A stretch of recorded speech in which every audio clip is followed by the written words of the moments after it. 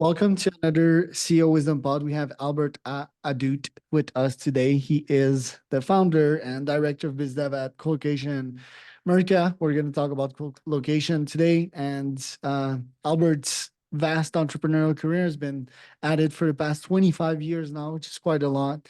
And his interesting biz dev background. This pod is brought to you by podpire.com. If you want to start or scale your podcast, go to podpire.com. Albert, welcome to the pod. Tell me a bit more about yourself and what you're up to nowadays. Thanks for having me. Been doing co-location for the past 24 years, basically. Long story short, went to med school, did the whole medical thing, and went to New York. And 9/11 happened. Saw the second plane hit physically. Called it in, came home back in LA, and fell into this technology sector, co-location, data centers, and been doing it since. Wow. Okay. So, how was seeing the second plane hit? What was the feeling? Just absolutely shocking. I mean, New York, it's everyone is always go, go, go, and I'm a go, go, go kind of a person. It was just shocking to see everybody just be, just mesmerized, looking at the buildings come down, and took me a month to revamp my life. And at the end of the day, I just decided that's not for me. I mean, stuff that I saw coming into the hospital and all the craziness, it just couldn't handle it. So I'd rather have servers go down that, God forbid, like humans, coming in with, this all sorts of craziness. Yeah, gunshot wounds, and in New York, it must be a bit rough. Yeah, I mean, seeing what I've seen enough. So, even as a first year, I do have the utmost respect for doctors. It's a lot they deal with. And same with IT people, like we're on the go 24/7. That's, sleep is just, always secondary. And back then, were there a huge opportunity in operating all these data centers? What did you see in that industry? It's an ever-changing industry. You learn something today, it's dinosaurs by tomorrow. So you become an expert in one thing, and tomorrow a new code comes out and a new, router and switch and setting this up and that up. And I learn on a daily basis. So it's a very I guess dynamic industry where every day something new changes, and something you learned yesterday becomes old school. And what is co-location for that of those of us that don't know? Sure. Co being two. So imagine having your main computers in your office and everything else, the cool word since, way back when, it's the cloud. Everything is in the cloud. And even when you pick up your phone, you have voice over IP telephones, and you're hosting a website down to streaming a video. All this cool stuff, all the action happens within a data center. So hence you're co-locating your mainframe, your main computers within a data center, which is a controlled environment when it comes to cooling and power and internet. So even with all this craziness happening every day, things collapsing, earthquakes, hurricanes, you want to make sure your entire infrastructure is sitting at a secure data center where everything is just completely controlled in every aspect. So it's like having your own servers with everyone's like shared hosting or what? Yes and no, like shared hosting companies, or picking on GoDaddy, who resells domains, down to the hosting, down to like the entire internet resides in these buildings. So imagine our next door neighbors are Google, Yahoo, eBay, all these bigger companies. We're all in the same exact buildings. It's like the where telecommunication occurs. So all these lines coming in from every ISP, internet service provider, resides in data centers, and that's where all the mixing and matching and internet routing and traffic, comes and goes. Now, to expand our business, what we do, what we focus on, we are an internet service provider, and our specialty is data centers, where we break it off into you're bringing your equipment and co-locating it within our data center. So you're putting all your actual important main servers within our data center. So you're leasing space, power, and connectivity. Or B, what we do is we build you your own dedicated server, or hence, for the lack of better words, private cloud. And you're basically leasing all that space and power from us, and you're doing your business remotely. Right. And I've read Elon's biography, and in it, Walter Isaacson talked about the time where he moved all of his servers from one place to the other. And he did that apparently in the matter of a couple of days. And usually that takes months. So do you often do like real server relocation for some clients of yours? We do. There's actually companies that specialize in relocating. We're not them. So we reach out to them saying, hey, a customer, let's say, is moving their data center from Tennessee to Los Angeles. So they schedule it, make sure everything is done correctly, all the IPs are routed correctly, DNS change, giving all their customers a downtime perspective, saying, hey guys, we'll be down from this day to that day, while they move their equipment in pieces. And they basically put them on a plane and ship them right over to this data center and plug it in, and it's up and running. With AI nowadays, are you buying a bunch of NVIDIA chip? Would that be a competitive market for you to offer this kind of hosting and GPU power? We did not get into GPU. That's like a different animal by itself. We're still mostly CPU. AI, as famous as it is nowadays, it's ran for specific companies that want to have their own infrastructure within a GPU model. So yes, we do entertain co-location, where companies bring us their GPUs, their infrastructure in a GPU model, and they co-locate it within our data center.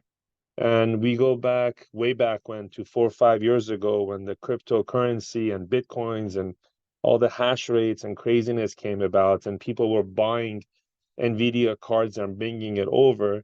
So those same people that had them, and they either did well and they're still mining, or they went belly up. We do have a lot of excess NVIDIA, and we do have a lot of our customers that just co-locate their servers with us, but we don't offer GPUs to rent per se. So again, people just bring it in to co-locate it within our data center.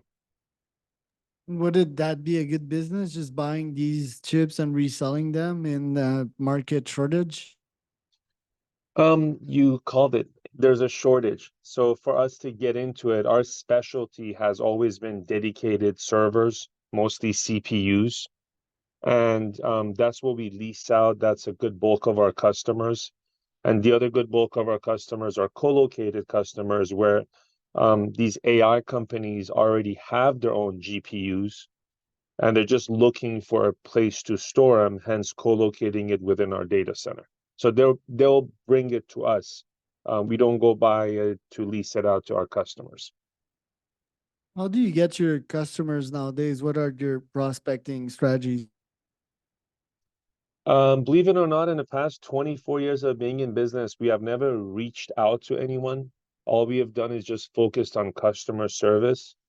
And everyone keeps asking us, like, what's the secret sauce? There is no secret sauce. I mean, we um, hold every one of our customers' hands and make sure they're happy and they're up and running. And um, how do I explain this nicely? We don't, like, as much as we have a ticketing system, and people send us tickets and whatnot, and there are emergencies that, hey, they're completely down, and we don't want them to be like the eighth ticket down the line. So we do prioritize, we jump on it, we make sure our entire staff is on it, and we get them up and running and happy, and make sure everything is answered within a timely fashion. And every customer appreciates it. So unlike, again, going back to like robots and AI and make sure everything is automated, nothing that we do is automated. As much as it is automated, at the end of the day, we make the decisions behind it, and we make sure our customers get that humanly touch. So we're there for them, and again, they do appreciate it, and they've been with us since day one. And they funny, our own customers refer customers to us, and that's how we've been growing. And when these AI agents for customer service come, you've probably seen these AI agents at play with all of their actions, them quote unquote reasoning, taking another action, probably logging in the customer's account and trying a bunch of things until they actually fix the problem. Sure. When that comes and the technology is solid, will you shift to that? Um, on a, I personally disagree with AI. Again, as much as it's supposed to make things simple, with our industry, as much as, yeah, a lot of things could be resolved with an AI, we're mostly hands-on. So we like to make sure we talk to the customer. We like to make sure to get a feeling of what they need and um, what we can do for them. And as much as again AI is like the coolest thing to have, you are discarding that humanly feeling of, hey, what can I do for you? Or let's get on the phone and resolve it. And we don't want our customers sitting there, going back and forth with a robot, so many tickets back and forth and chat. And the robot sees, all right, well, someone asked this question and let's see what kind of a variable I can ask them this question, and back and forth. Something that could be solved within 1 minute of talking, we'll just get on the phone, get it resolved, and the customer is up and running. So as much as we are a technology company, and we have been, and yes, we do have all the ticketing systems and all of our portals and everything automated and set up, and down to a millisecond, we're very, I would say, humanly in a resolving our customers' needs. Because my reaction as a customer to various hosting company, although that's not really your vertical. For example, I've been customer at Bluehost. The customer service was outsourced to India. It was pretty bad. I've been I've been a customer at HostGator. That one was a bit better, but still, it was not good enough. And finally, I tried Namecheap. They outsourced to Ukraine, I believe, and it's pretty decent. Their customer service. Um, Namely that they understand what problem I'm facing and they solve it quite quickly, but Sure. remains that the best person out there to understand my very needs and the person that helped me solve the most problem is ChatGPT. It understands me pretty much all the time and it resolves all my problems quite quickly. What do you think about that? You said the magic keyword, outsourcing. Since the inception of Colocation America, we have yet to outsource anything. Everything we do is in-house. And we do take our customers' replies and their input very seriously. Like, if an employee of ours it's rude or just had a bad day, we make sure they don't come to work. We don't want to deal with it. We don't want our customers to deal with it. So we're very, I would say Google started this trend way back when, very hip in that sense. So we just, you know, nice, cool, happy environment. And, we deal with our customers on a very personal level. And again, haven't outsourced anything as of yet. Everything is in. And with that said, as far as ChatGPT, it's an amazing tool, but at the end of the day, it's a robot typing for you. And as much as it's, I'm very impressed. You tell it to do whatever, and it writes whatever you want for you and does anything for you. But at the end of the day, it's a machine. It does make mistakes, and it's still the beginning. And I'm sure it takes a while for the machines to learn what to do. And again, our environment being of ever-changing technology, at the end of the day, things change, and you got to adapt, and you got to have the machine learn what to do. Same thing we do every day. We learn as we go, but since our main focus has been technology within, and we've been with this sector, we're just learning as we're going. But again, we have the human side on this side, what we deal with, and you have the robots on the other side. So we sometimes we don't know things and we have to research it. So we jump onto Google and look to see what's out there, Chat GPT, and we have to We make sense of what's out there, and what we read, and we put it together. Then we go back to the tables and test it out. So um, it's an ever-changing thing, and at the end of the day, between the AI, the robots, and the human aspect of it, again, with us, we're just more of a human touch. Let's pick up the phone and resolve that issue on the phone with, our tech guys and our customers and their tech guys on the phone, instead of God knows how many tickets going back and forth, where you could have resolved it in 5 minutes, just putting your brains together. My understanding is that the company is still small from an employee's perspective. How much employee do you have and how much clients? We're about 30 plus employees, humans. Then as far as employees goes, we're over hundreds, thousand plus, um, as far as customers, and we are worldwide. So we do have customers from every continent, every country out there, and it's we are 24/7 based. So we are at 3 shifts every 8 hours. Our staff is on standby 24/7, watching everything, and we do what we do. Was COVID beneficial for the company? In what sense? In the customer acquisition sense, since more people launched ventures and things became more online? Our traffic went up drastically. A lot of people just stayed and worked from home. Even our own employees work from home. But no difference to us. I mean, our guys are basically around the clock. So we're in front of a computer on our cells and running around between this rack and that data center and jumping on a plane from here to there. So we're all over the place. But I wouldn't COVID did have an impact, obviously. Like, a lot of things changed. A lot of our customers had to adapt. We had to adapt. But thank God we're one of the few companies that did survive, and if anything, grew drastically during COVID, just because everybody was just getting more work done um, from their home or home office per se. Do you feel that you were in the right niche? It seems like a pretty linear growth and yeah, safe type of business. I don't know about safe in a sense. Sorry, my lights went out. Um,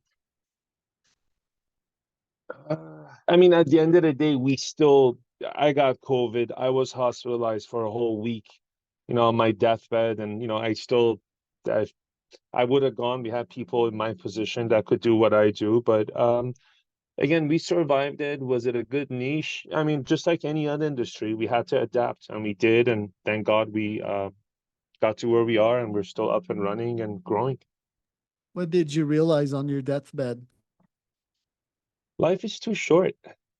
So as much as I absolutely enjoy what I do, um, I was diagnosed with ADHD as a young kid, so I learned to adapt to it, and I do 50 things at the same time, and I still get it done. And sometimes I don't know how I did get go through my day. I raise my head, I'm like, holy crap, I gotta go home. So you learn to, I guess, do your best, and life is too short. And I just absolutely love what I do, just like I did love science and becoming a doctor, helping people. Same thing, nothing has changed. I still help people, help different companies, and we solve problems on a daily basis, which is an amazing thing. Do you feel like you're still growing on a daily basis? Oh yeah, that's a given. Mentally, physically, it's just you have to. What is your daily routine, habits, sports, meditation? Like, how does a day in the life of Albert goes by? It goes by. So happily married, 3 beautiful kids. Just had our third about a month ago.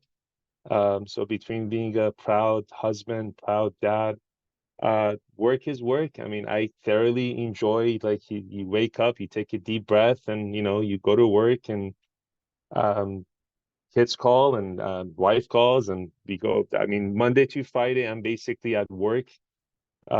Make sure I get home at a decent hour to spend time with the kids and my wife. And after that, Saturday, Sunday, my entire 2 days is devoted to my family. calls and I still got to jump on and, hey guys, do this and do that, and I need to tell them what to do or what not to do. But I do have a, I guess, work-life balance between my family and my work, and I do manage. I mean, sometimes I do burn out, and as far as sports, walking, gym, basketball, volleyball, in Southern California, so the weather does help.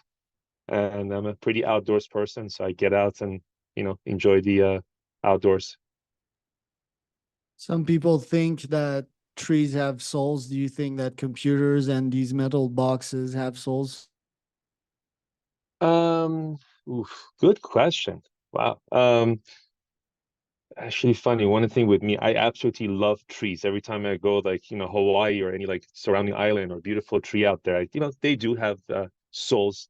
Do computers? I mean, it's a machine. We build it to do our work for us, to automate it, to make it better.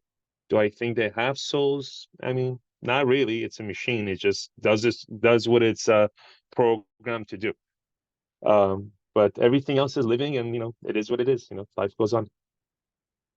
But so does a donkey. A donkey, it just goes through the fields, working for the farmer. So we boxed it into a purpose. But yeah, it still has these little emotions, these quirks, and yeah, I think it's what we project on things. With quantum physics, what you project, if you look at something, it may change. And I do believe we That's right. can manifest energy and make anything come alive. But yeah, interesting point. What are your top goals this year on a less philosophical level? Personally, just relax more. Our what we do is extremely stressful. So I've learned to decompress before I open the door and say, "Hey, honey, I'm home." Um, so it does take a lot of practice, and I don't know, like I don't go hitting the bar at 5 o'clock. I wish I had the time, or I don't have, poker nights with the boys, basically. Hey, we go here and there to dinner, barbecue, or hang out. But you gotta, I keep fine tuning my work and my personal, and does take a lot of toll. Just, you want to make sure, your customers are happy, everyone at work is happy.